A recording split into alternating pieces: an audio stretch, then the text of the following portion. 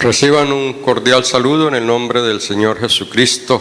Es un placer y un honor y bendición estar acá con ustedes.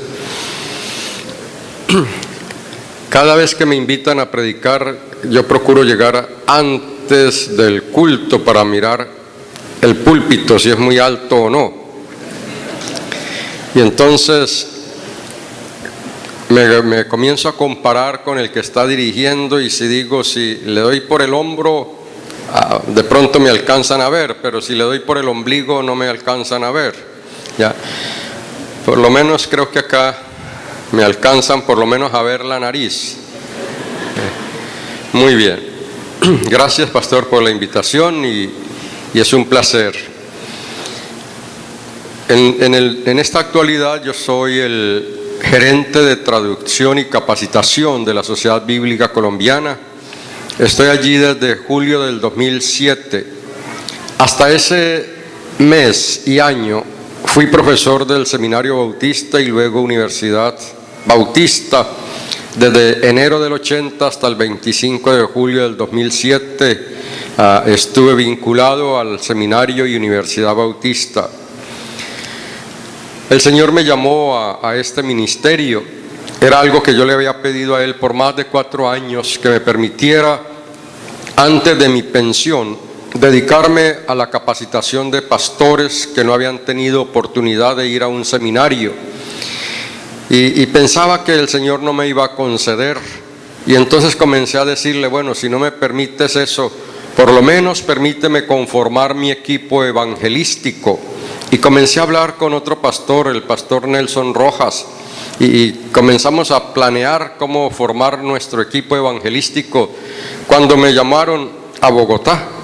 Y entonces el nuevo presidente de la Sociedad Bíblica me dijo, tengo un sueño, y me dijo, el sueño es que capacitemos a pastores que no han ido a un seminario.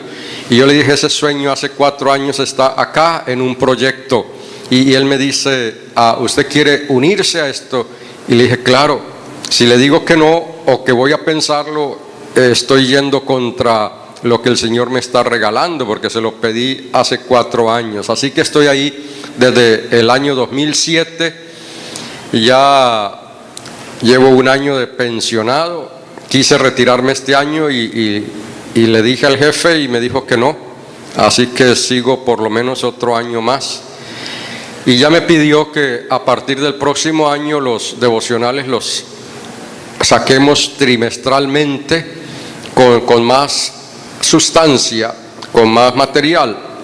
Así que vamos a hacerlo, Dios mediante. Tenemos unos 21 grupos más o menos de diplomados en todo el país, en Biblia, Antiguo, Nuevo Testamento, Hebreo, Consejería Pastoral, en predicación expositiva, educación cristiana, pero tenemos también 2 proyectos de traducción que son proyectos en los cuales siento mucho gozo, y aunque me retirara de la Sociedad Bíblica, voy a continuar hasta que por lo menos terminen estos proyectos.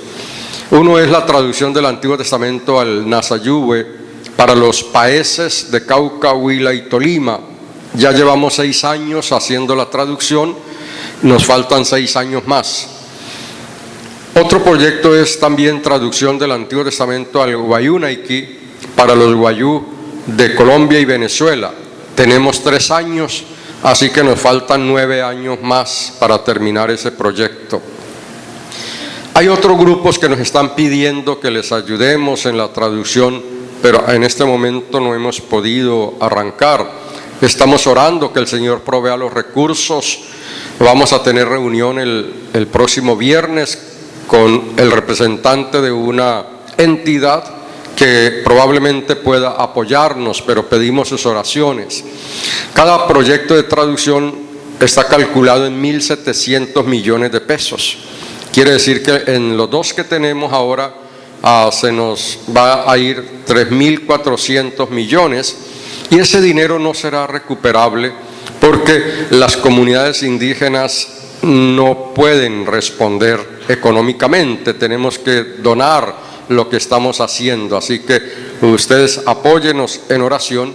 Y cuando usted compra una Biblia de la Sociedad Bíblica Colombiana o un material de la Sociedad Bíblica como el devocional que se está vendiendo acá, algo de ese dinero va para los proyectos de traducción y también para otro proyecto que se llama Hechos de Paz. Hay iglesias en lugares donde no es posible tener libertad para predicar el Evangelio aquí en Colombia, donde no permiten recoger ofrendas ni diezmos, y entonces la Sociedad Bíblica Colombiana dona Biblias y material de estudio a esas iglesias en zonas de conflicto. De modo que cuando usted compra algo que vende la Sociedad Bíblica Colombiana sin saberlo, usted está siendo un donante para esos proyectos. Así que por favor ayúdenos con esto y vamos a poder realizar esos proyectos completamente. Muchas gracias por su respaldo. Les invito a abrir su Biblia en la carta del apóstol Pablo a los Romanos, capítulo 12, los versículos 1 y 2. Romanos capítulo 12, versículos 1 y 2. Por lo tanto, hermanos, os ruego por las misericordias de Dios que presentéis vuestros cuerpos como sacrificio vivo, santo, agradable a Dios, que es vuestro verdadero culto. No os conforméis a este mundo, sino transformaos por medio de la renovación de vuestro entendimiento, para que comprobéis cuál es la buena voluntad de Dios, agradable y perfecta. Gracias al Señor por la palabra. Señor, te alabamos, glorificamos tu precioso nombre y te damos gracias por la palabra y rogamos, Señor, que a través de ella nos edifiques, nos exhortes, nos fortalezcas y consueles.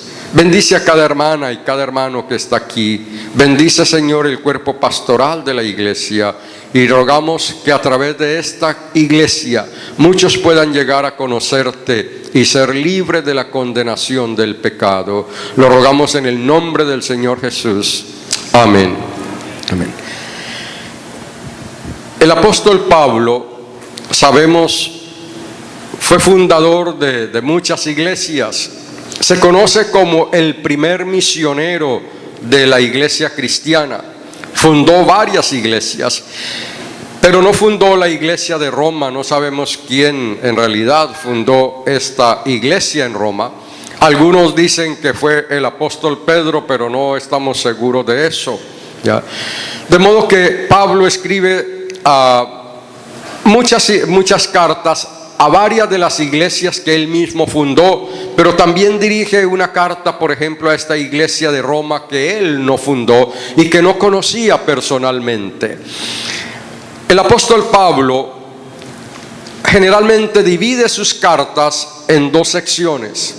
Una primera sección que tiene que ver con la parte teórica, la parte teológica, doctrinal, donde enseña a la iglesia qué es lo que deben creer. Y la segunda parte, que es la parte práctica, donde nos dice cómo vivir lo que debemos creer. Eso nos dice que en realidad, si nuestra creencia no se manifiesta en nuestra vivencia, entonces lo que creemos no tiene sentido. Lo que nosotros creemos debemos vivirlo, debemos vivenciarlo constantemente en nuestro diario andar. Pablo entonces aquí en el capítulo 12 de esta carta comienza la parte práctica, comienza a enseñarnos cómo vivir la fe, cómo exponer ante el mundo la fe, cómo vivir de tal manera que nuestra vida glorifique al Señor, se ajuste a su voluntad. Es fácil hablar acerca de la doctrina, es fácil argumentar acerca de nuestros conceptos teológicos. Es fácil hacer exposiciones acerca de lo que creemos, pero a veces no es tan fácil vivir en conformidad con aquello que nosotros decimos creer. Por eso a veces escuchamos a gente decirnos: predica pero no practica. Y eso no le hace honor al Señor. Nuestra vida debe evidenciar lo que creemos a través de nuestro contacto cotidiano con la gente, a través de nuestra manera de vivir en la casa, a través de nuestra manera de hablar, de pensar, de actuar. La Biblia nos enseña que debemos ser santos porque nuestro Dios es santo. Así que Pablo aquí, a partir del capítulo 12, nos va a decir cómo vivir. Y aquí inicia una petición especial que va a culminar con toda su disertación teológica. Si tenemos una salvación tan grande, si hemos sido librados de la condenación del pecado, si disfrutamos del amor sublime de Dios expresado en el sacrificio de Cristo, si hemos nacido de nuevo, entonces, nos dice Pablo, debemos expresar todo esto en nuestra manera de vivir, diferente a como vive la gente que no conoce a Cristo. Podemos afirmar que Pablo en estos dos versículos nos dice: si Cristo se entregó totalmente por nosotros, entonces entreguémonos nosotros totalmente por Él. El Señor no acepta un amor dividido. Él dijo: no pueden amar a dos señores, porque amarán a uno y aborrecerán al otro. Y entonces el Señor demanda amor completo, lealtad total. Aún en el Antiguo Testamento, cuando Dios habla al pueblo de Israel, le exige amarlo totalmente. Si lo van a amar, tienen que amarlo completamente. Dios no acepta esa adoración compartida a Él y a los ídolos. Dios exige entonces lealtad completa. Aquí Pablo nos enseña acerca de la consagración total a Dios. Y nuestra consagración total a Dios, Pablo la inicia diciendo, es voluntaria. Es voluntaria. Él comienza diciendo: así que, hermanos, os ruego. Pablo podía imponerlo. Pablo, como líder cristiano, como líder de la iglesia, podía haber escrito: les obligo a que consagren su vida a Cristo. Pablo pudo imponer esto. Sin embargo, él apela a la voluntad del creyente y les dice: les ruego.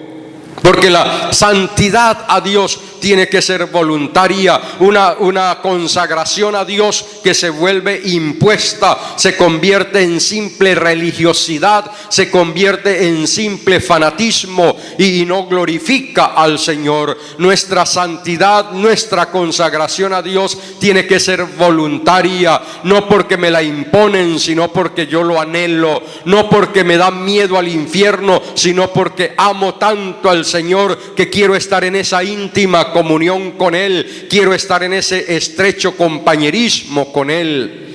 A veces 15 minutos de estar con Dios se nos hace una eternidad, pero ver la telenovela La Ronca de Oro se nos hace cortita, ver el partido de fútbol se nos hace corto. Y entonces debemos anhelar estar con el Señor, que en realidad no sean solamente 15 minutos, sino todo el tiempo, cada momento, donde vamos, donde estemos, a que nuestra vida de comunión con el Señor no se vea interrumpida por nada. En la Biblia no hay separación entre la vida secular y la vida religiosa. A veces hacemos una separación entre mi manera de actuar en el trabajo y mi manera de vivir en el templo. No, la Biblia me enseña que mi vida debe ser igual de consagrada a Dios en el templo durante el culto como en el trabajo, como en la calle. Yo debo andar siempre con el Señor, pero debe ser algo voluntario, algo que anhelo, algo que deseo profundamente, que cada día yo esté anhelando andar con el Señor, que cada día anhele tener un tiempo especial con Él y que ese tiempo sea agradable, sea grato. A veces creemos que estar con el Señor es simplemente leer un versículo y ya. Y entonces preguntamos, hermano, ¿hizo el devocional hoy? Sí. ¿Y dónde leyó? ¿Qué texto leyó?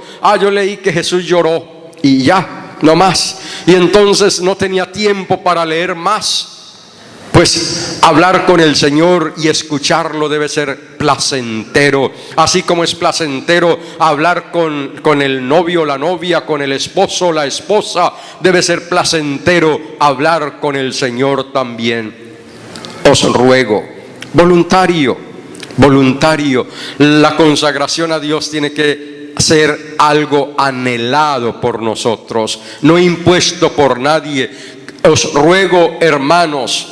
Y luego Pablo dice que la consagración a Dios debe ser motivada por las misericordias de Dios. Os ruego, hermanos, por las misericordias de Dios. La motivación para nuestra consagración a Dios no debe ser porque vamos a recibir el premio, porque vamos a ir al cielo. La motivación para consagrarnos al Señor debe ser las misericordias de Dios. Nuestra motivación no debe ser el miedo al infierno, sino las misericordias de Dios.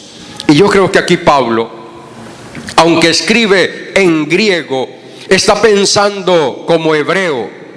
En el hebreo se usa el plural cuando se quiere hablar de algo extraordinario, cuando se quiere dar un superlativo, se usa el plural. Y tenemos, por ejemplo, un libro en la Biblia que se llama El Cantar de los Cantares. Ese es un superlativo que podríamos traducirlo como el cántico excelente, la canción más extraordinaria. Hay en el Antiguo Testamento expresiones como Dios de dioses, Señor de señores, Rey de reyes. Y entonces, cuando habla de esa manera, no está diciendo que Dios es un Dios entre varios dioses, que el Señor es un Señor entre otros señores, que Dios es un rey entre muchos reyes. Lo que quiere decir es que Él como Dios es excelso, y entonces Dios de dioses es el Dios único, el Dios excelso. Cuando dice Señor de señores es el Señor absoluto. Cuando dice Rey de reyes es el Rey soberano, y por eso podríamos traducir esas expresiones de esa forma. Creo que Pablo, cuando dice las misericordias de Dios, no está teniendo en mente muchas otras, como el agua, la luz, como el aire, como la comida, como la bebida. Yo creo que él está pensando como hebreo en un singular, aunque lo dice en plural. Y entonces me parece que Pablo está diciendo: les ruego, hermanos, por la excelsa misericordia de Dios, por la grandiosa misericordia de Dios, por la extraordinaria misericordia de Dios. ¿Y cuál es esa excelsa misericordia de Dios? ¿Cuál es esa grandiosa misericordia de Dios? Haber entregado a su Hijo para que nosotros, siendo pecadores, pudiéramos ser salvos por Él. Pablo dice: Dios muestra su amor para con nosotros en que, siendo aún pecadores, Cristo murió por nosotros. La Biblia nos declara que al que no conoció pecado, por nosotros lo hizo pecado, para que nosotros fuéramos hechos justicia de Dios en Él. El Señor cargó en la cruz todo nuestro pecado. El Señor pagó en la cruz por nuestro pecado. Allí expresó su más grandiosa misericordia, su más extraordinaria misericordia, yendo a la cruz para pagar por nosotros pecadores. Él se entregó por completo para que nosotros ahora, a través de su sacrificio, tengamos vida nueva, vida eterna y vida abundante. Esa es la infinita, extraordinaria grandeza y misericordia de Dios. Así que mi motivación para consagrarme a Dios no debe ser cuántas coronas voy a recibir en el cielo. No sé, no debe ser cuál es la mansión que voy a recibir en el cielo. Si yo me consagro a Él, voy a consagrarme para que mi mansión sea más grande que la que le van a dar al pastor Juan Carlos. No, esa no puede ser la motivación. La motivación de mi consagración al Señor es que me amó tanto que se entregó por mí y me ha dado vida nueva, me ha rescatado de la condenación del pecado, expresó su extraordinaria misericordia yendo a la cruz a morir por mí. Les ruego por la extraordinaria misericordia de Dios que presenten sus cuerpos en sacrificio vivo, santo y agradable a Dios. Él nos amó, Él se hizo hombre, Él pagó por nosotros. Recordar cuán grande es mi pecado y cuán grande fue el sacrificio para redimirme del pecado debe llevarme a consagrar cada día a Dios mi vida. Recordar cuán grande es mi miseria me debe llevar a una profunda gratitud a Dios. Debo amarlo porque Él me amó a mí primero. Juan dice, nosotros lo amamos a Él porque Él nos amó primero. Luego Pablo dice que nuestra consagración total a Dios debe abarcar todo nuestro ser, vuestros cuerpos. Y ese cuerpo allí no significa simplemente nuestra parte corpórea, significa la totalidad de nuestro ser, toda nuestra personalidad, y podemos traducirlo que se rindan ustedes mismos a Dios. Les ruego por las misericordias de Dios que se consagren ustedes mismos, ustedes totalmente a Dios, lo que son, lo que tienen, lo que piensan, todo debe ser consagrado a Dios. Ya los sacrificios de animales quedaron abolidos. El Cordero que quita el pecado del mundo murió en la cruz por nosotros. Ahora nosotros no tenemos que sacrificar a ningún animal para el perdón de nuestros pecados como lo hacía la gente en el Antiguo Testamento. Pero Pablo dice que debemos presentarnos totalmente como sacrificio a Dios. Un sacrificio vivo, y esa es una exigencia alta. El animal que era consagrado, ofrecido a Dios, se quemaba en el altar después de que lo habían degollado, después de que lo habían matado. Pero el Señor Pablo dice que nuestra consagración a Él debe ser un sacrificio vivo, un sacrificio consciente, y es un sacrificio no para satisfacer la necesidad del perdón de mis pecados, porque ya mis pecados fueron perdonados. Debo consagrarme al Señor no para que me limpie de mi maldad, ya mi maldad fue limpiada por el sacrificio de Cristo en la cruz. Debo consagrarme a Él para permitir que viva en mí, de tal manera que la gente que me rodea pueda ver a Jesús a través de mí, que la gente que nos rodea pueda ver a Jesús a través de usted, que la gente pueda oler a Cristo a través suyo. La Biblia nos dice que somos fragancia de Cristo, olor grato para Dios en Cristo.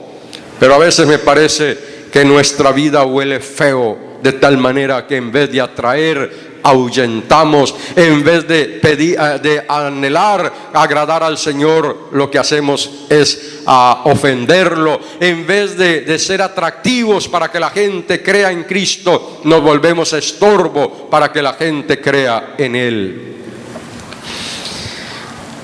Una vez fuimos a evangelizar a la mamá de un joven de la iglesia, a través de evangelismo explosivo. Y la señora escuchó atentamente, pero cuando llegaba para hacer las preguntas finales, yo la noté muy inquieta. Y entonces me di cuenta que no era el momento para llevarla a un encuentro con Jesús, no era el momento para preguntarle si quería entregar su vida a Cristo. Y entonces pregunté: ¿hay algo que no entiende? ¿Hay algo que le inquieta? Y ella dijo: pastor, todo lo que usted me dice es bonito y verdad, y yo he visto el cambio en mi hijo, pero yo tomé una vez la decisión de no abrazar esta fe. Y yo le pregunté: ¿por qué? Y me dijo: porque yo tenía una vecina evangélica, y cada vez que ella escuchaba que yo estaba en el lavadero lavando la ropa, ella también pasaba a su patio y desde allá gritaba: allí al otro lado está el diablo lavando ropa. Y cuando yo salía a comprar algo, ella por la ventana gritaba: allí va caminando el diablo. Y un día, dice, quise ganarme a mi vecina, así que fui al culto, llegué de tarde y me tocó sentarme en la última banca. Pero me agradó tanto, estaba feliz escuchando las alabanzas, me encantó el sermón y yo quise abrazar a Cristo como mi Salvador y estaba tan feliz. Y entonces yo me quedé esperando a mi vecina para decirle: vecina, también yo quiero ser de Cristo. Y cuando mi vecina se acercó, yo salí corriendo para abrazarla, pero ella me esquivó y dijo: de razón el culto estaba tan frío, si es que el diablo estaba aquí. ¿Y quién es el diablo en ese caso? ¿Acaso no sería la fanática en vez de la vecina? A veces nuestra vida no es atractiva, a veces hacemos que la gente se ahuyente de Cristo, porque nosotros somos cartas abiertas para que la gente pueda leer a través de nosotros a Cristo. Y la pregunta es: ¿qué ven? ¿Qué leen en nosotros? ¿Acaso ven a Cristo o ven a un demonio? ¿Acaso leen a Cristo o acaso leen algo que no agrada a Dios? Nuestra consagración a Dios debe ser total. Cada área de nuestra vida, cada actividad de nuestra vida debe ser rendida a Cristo. Nuestra consagración a Dios, nuestra consagración viva, apunta a la vida de un nuevo creyente. Pablo dijo: el que está en Cristo, nueva criatura es. Nueva criatura es. Cada día debemos ser nuevas criaturas. Cada día debemos glorificar al Señor en nuestra vida. Esta entrega total es nuestro verdadero culto. La palabra que se usa aquí para culto primero significó el salario por un día de trabajo. Después llegó a significar servicio. Y fíjense que todavía a veces se escucha a los hermanos decir el domingo: voy para el servicio. Y entonces luego llegó a significar adoración a los ídolos, pero también adoración a Dios. Así que culto es nuestra adoración a Dios. Adoramos a Dios con todo. Debemos adorar a Dios con todo. No solamente adoramos a Dios el domingo en el culto, debemos adorar a Dios en la semana, con mi trabajo, con mis palabras, con mis acciones. Debo adorar a Dios a través del servicio a los demás. Debo adorar a Dios a través del amor a mi esposa. Debo adorar a Dios a través del amor a mis hijos, a todas las personas. Cuando yo sirvo a alguien, estoy adorando a Dios. Un domingo íbamos en el carrito que el Señor me había permitido comprar. Íbamos para el culto. Y en una esquina había una anciana que yo no recuerdo muy bien, pero necesitaba que alguien la ayudara a pasar la calle.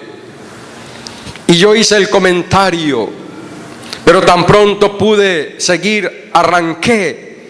Y mi hijo, que tenía como 5 años, me dice: y papá, ¿no la vas a ayudar? Y yo dije: mi hijo, vamos para el culto. Y a mitad de la calle: y papi, ¿no la vas a ayudar? Y esa pregunta me martilló. y tuve que regresarme, dar la vuelta a toda la manzana, parar y ayudar a la anciana a pasar. Llegué tarde a una reunión, pero entendí que sirviendo a esa anciana también había adorado al Señor. Adoración en todo, con todo, en cualquier lugar, adorar al Señor. Este verdadero culto consiste en ofrecer a Dios la vida cada día, en todo lugar y en todo lo que se hace.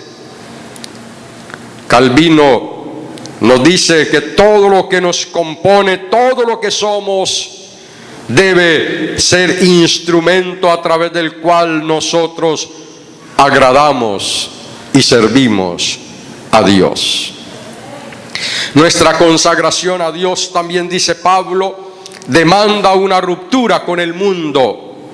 No os conforméis a este mundo. La palabra que Pablo usa allí para conforméis es una palabra de la cual viene nuestro término esquema. Así que podríamos traducir: no os dejéis esquematizar por el mundo. El esquema es lo externo, el esquema es lo que va cambiando, lo que se vuelve pasajero. Yo he ido cambiando en mi aspecto físico. Antes no era tan hermoso como soy ahora. He ido cambiando. Me salen canas, nos salen arrugas, perdemos fortaleza. Una vez tuve que decirle al vicerrector, que me dijo: vaya y enseñe a 2 cursos, uno en la mañana durante el día y otro en la noche. Y yo le dije: mi hermano, eso era cuando yo tenía 30 años, pero ahora ya no puedo. Antes enseñaba todo un día, predicaba una campaña en la noche y después me iba a jugar futbolito. Ahora ya no puedo. He ido cambiando. Eso es mi esquema, mi forma externa se va debilitando, se va agotando. Y Pablo dice: no se dejen esquematizar por el mundo, porque el mundo pasa y sus deseos, pero el que hace la voluntad de Dios permanece para siempre. El mundo a veces nos ofrece cosas atractivas, pero son pasajeras y dañinas. El mundo a veces nos ofrece cosas que nos parecen agradables, pero nos destruyen, porque el ladrón no viene sino para hurtar, matar y destruir, mientras que el Señor vino a traer vida y vida en abundancia. A veces nos dejamos esquematizar por el mundo, y como hoy día a través de la televisión, a través de nuevos decretos, nuevas leyes, se le está diciendo a lo que es malo bueno, nosotros también a veces aprendemos a decirle a lo malo bueno, y a lo bueno lo llamamos malo. No puedo dejarme esquematizar por ese pensamiento del mundo. Yo debo dejarme moldear por el Señor.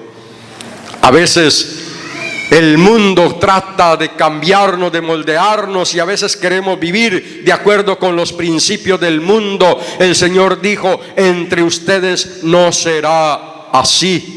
Cuando quisieron los discípulos ser grandes, el Señor les dijo: el grande es el que sirve. A veces queremos dejar que el mundo nos moldee, nos dirija. Pablo dice: si quieren consagrarse voluntariamente a Dios, no permitan que el mundo los esquematice. No sé si esto fue cierto, pero hay una historia que dice que a una iglesia grandiosa, un día llegó un anciano, un domingo llegó un anciano, descalzo, con su ropa vieja y con un bulto al hombro. caminó por todo el pasillo central y llegó y se sentó en la segunda banca.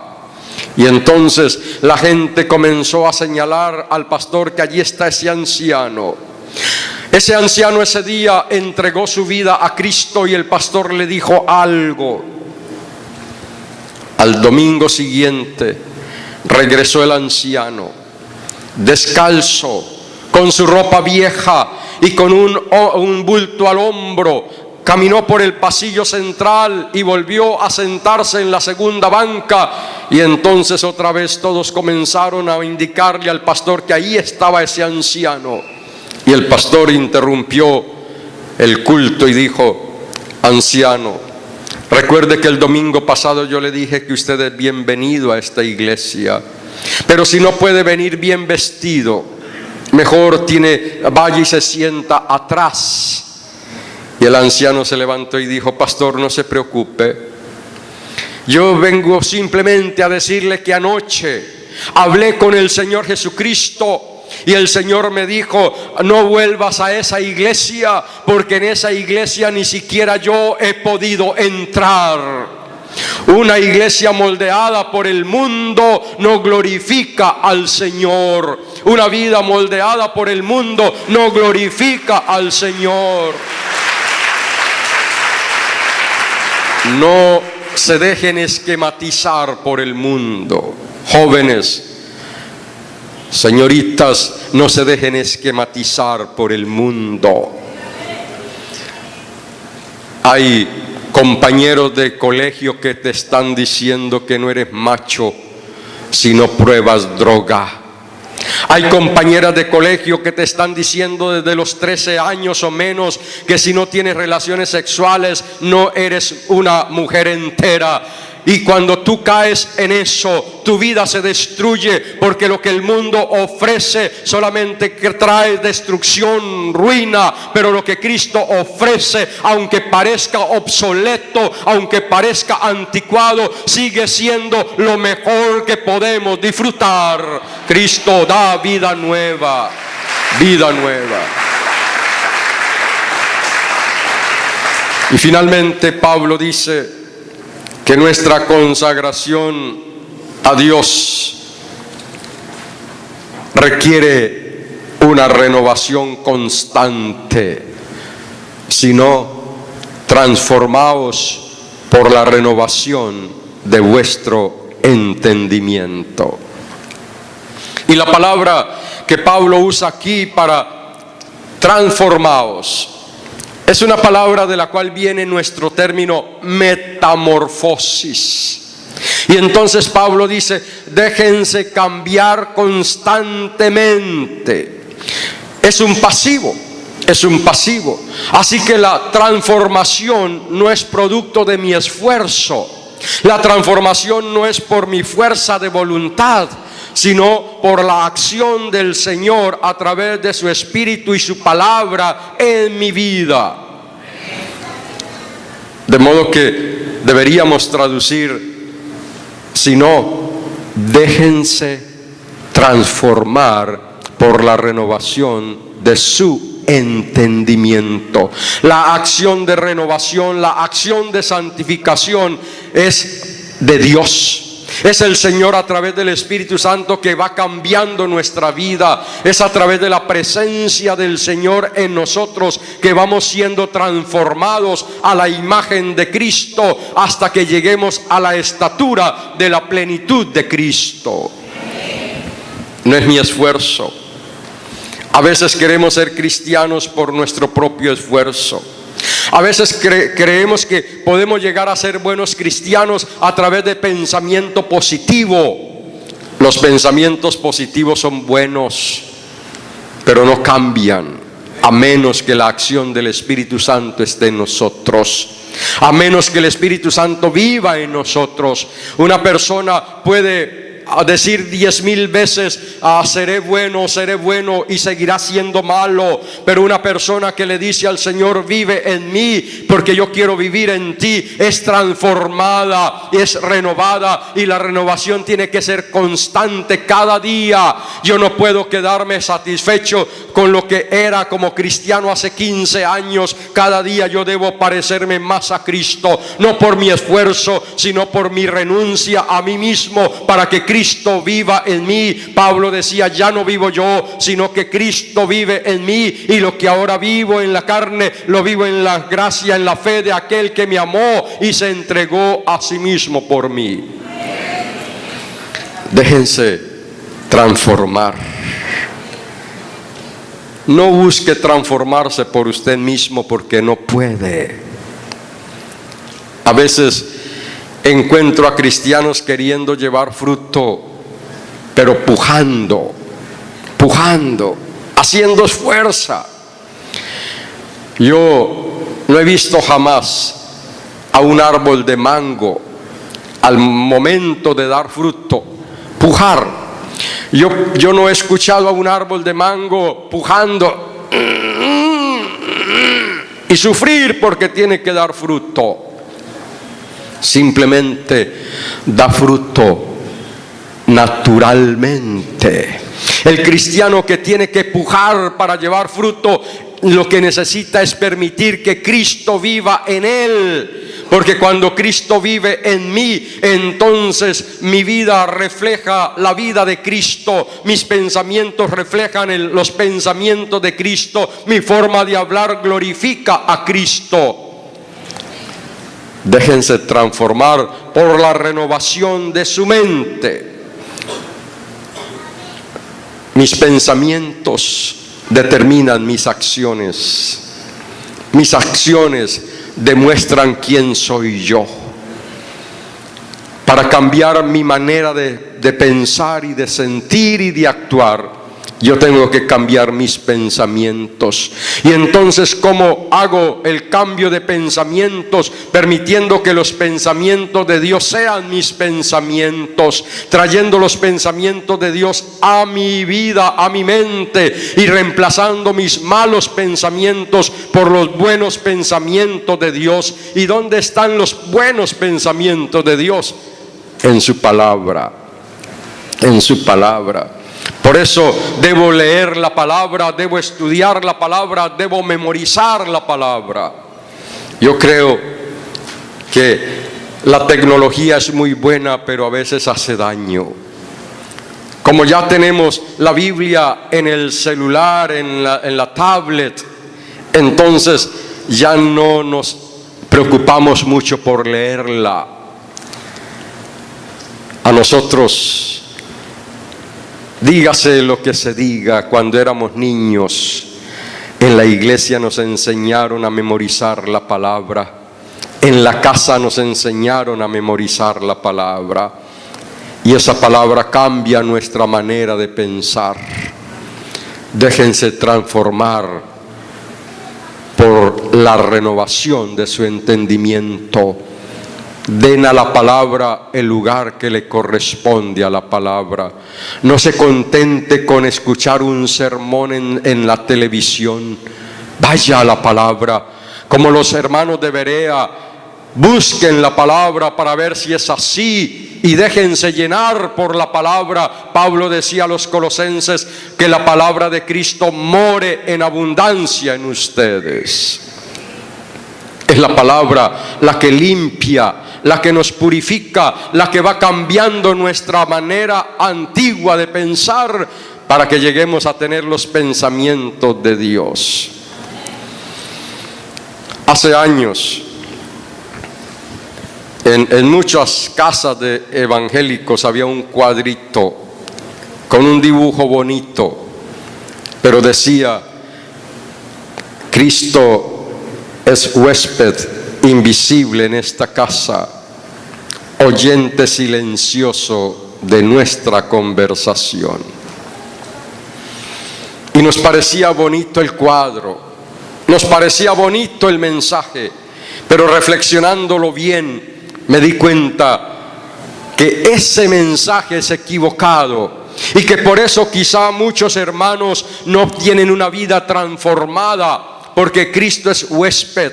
El huésped cuando llega a nuestra casa es bienvenido, nos alegra tenerlo, lo saludamos bien, lo acomodamos bien y le decimos: aquí está la sala, esa es su sala.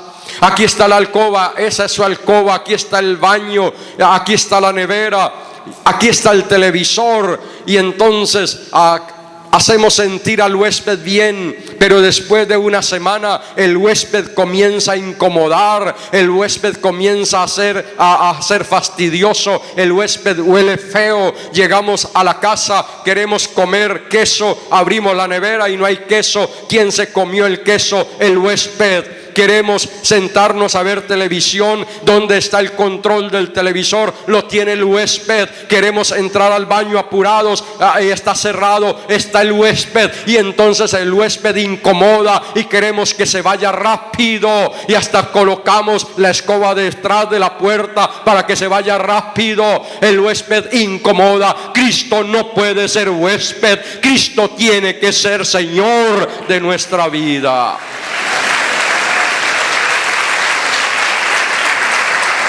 Si Cristo es huésped, hay razón para que hermanos sean cristianos un día y otro día sean diablos, porque se portan bien mientras Cristo está en la casa. Cristo debe estar siempre en nuestra vida. Y dice: oyente silencioso de nuestra conversación. Y con eso le estamos diciendo: Señor, vea lo que vea, oiga lo que oiga, quédese callado, no diga nada. No diga nada. Él es el que tiene la palabra. Él es el que tiene el mandato. Si Él es Señor, ¿dónde está nuestra obediencia a Él? Jesús dijo: ¿por qué me dicen Señor, Señor, y no hacen lo que yo les digo? El Señor debe ser el Señor de nuestra vida. Y nuestra vida debe dejarse transformar por Él cada día, de tal manera que lo glorifiquemos en todo. Mis hermanos y hermanas, el desafío en este día es que por las misericordias de Dios, por la excelsa misericordia de Dios, ustedes y yo consagremos nuestra vida totalmente a Dios.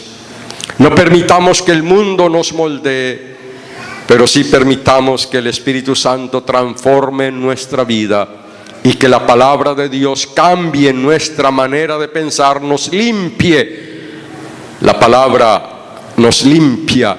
Jesús dijo: ya ustedes están limpios por mi palabra. Es la palabra de Él la que renueva nuestra manera de pensar y hace que nuestra vida sea distinta. El mundo hoy necesita una iglesia santa. El mundo de hoy necesita cristianos santos que sean esperanza para los que andan desesperanzados, que sea luz para los que están en tinieblas. La iglesia no puede comportarse de igual manera como se comporta el mundo. Cuando la iglesia y el mundo actúan de la misma manera, no es que el mundo se santificó, sino que la iglesia se paganizó. El mundo necesita una iglesia que sea luz y sal en este tiempo, para la gloria de Dios y para la bendición de la humanidad. Quiero invitarle en este momento, si usted quiere ser ese tipo de creyente, ese tipo de persona para Dios, yo le invito que allí donde está se ponga de pie y diga: Señor, yo me comprometo por mi voluntad a consagrar mi vida a ti de tal manera que mi vida sea agradable a ti y que el mundo te pueda conocer a través de mí. Vamos a orar. Si alguien que todavía no conoce al Señor Jesucristo y está viviendo vidas derrotadas, yo quiero decirle también que en este momento puede decir: Señor Jesús, cambia mi vida, renuévame, transforma mi vida, haz de mí una nueva persona. Señor, yo quiero conocerte y seguirte. Yo quiero disfrutar de la vida nueva que tú ofreces. Si hay alguien así, también puede venir ahora aquí adelante queremos orar por usted. ¿Hay alguien que quiere venir aquí adelante y decirle: Señor, toma mi vida, gobierna mi vida y haz de mí una nueva persona?